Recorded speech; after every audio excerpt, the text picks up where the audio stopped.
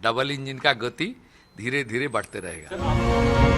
দিল্লিতে একের পর এক গুরুত্বপূর্ণ বৈঠকে মুখ্যমন্ত্রী শুভেন্দু অধিকারী সোমবার আয়ুষ্মান ভারতের মৌ স্বাক্ষরের পাশাপাশি এদিন কেন্দ্রীয় কৃষিমন্ত্রী শিবরাজ সিং চৌহানের সঙ্গে সাক্ষাৎ করেন মুখ্যমন্ত্রী। বৈঠকের পর কৃষিমন্ত্রী স্পষ্টভাবে জানিয়েছেন পশ্চিমবঙ্গের কৃষিখাতে নতুন করে উন্নয়নের দিন শুরু হচ্ছে। পাশাপাশি কৃষিমন্ত্রী আরও বলেন, কৃষিমন্ত্রী হিসেবে আমরা পশ্চিমবঙ্গ নিয়ে খুবই চিন্তিত ছিলাম। আগের সরকার কেন্দ্রীয় প্রকল্পগুলো বাস্তবায়ন করেনি, যেগুলো করা হয়েছিল সেখানেও ব্যাপক দুর্নীতি হয়েছে। दिल रोता था पश्चिम बंगाल की हालत देख के। प्रधानमंत्री जी के नेतृत्व में कई योजनाओं का लाभ पश्चिम बंगाल की जनता को मिल सकता था, लेकिन कई योजनाएं तो पश्चिम बंगाल की सरकार ने शुरू ही नहीं की। কৃষিমন্ত্রীর সঙ্গে গুরুত্বপূর্ণ বৈঠকে বেশ কিছু প্রকল্পের কেন্দ্রীয় অনুমোদন মিলেছে বলেই জানান রাজ্যের মুখ্যমন্ত্রী শুভেন্দু অধিকারী।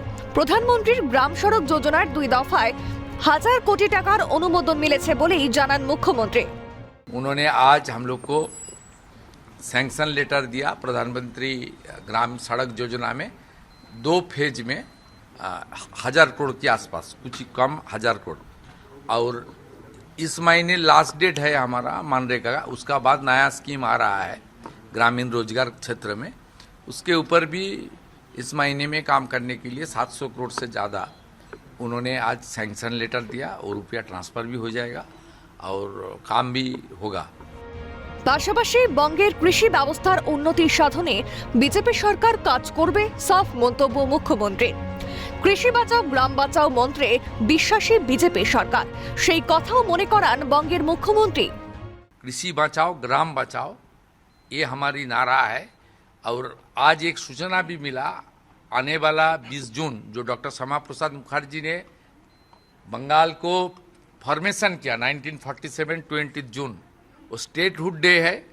उस दिन यशस्वी प्रधानमंत्री जा रहा है वहाँ, पीएम किसान सम्मान निधि का रुपया, पूरा देश का रुपया वहाँ से ट्रांसफर होगा। সব মিলিয়ে বিজেপি সরকারের হাত ধরে ডাবল ইঞ্জিন সরকারের সুবিধা পাওয়া শুরু করেছে বাংলা। মুখ্যমন্ত্রী কৃষিমন্ত্রীর পাশাপাশি কেন্দ্রীয় মন্ত্রী মনসুখ মান্ডাভিয়ার সঙ্গেও সাক্ষাৎ করেন বাংলার মুখ্যমন্ত্রী। ক্যালকাটা নিউজ।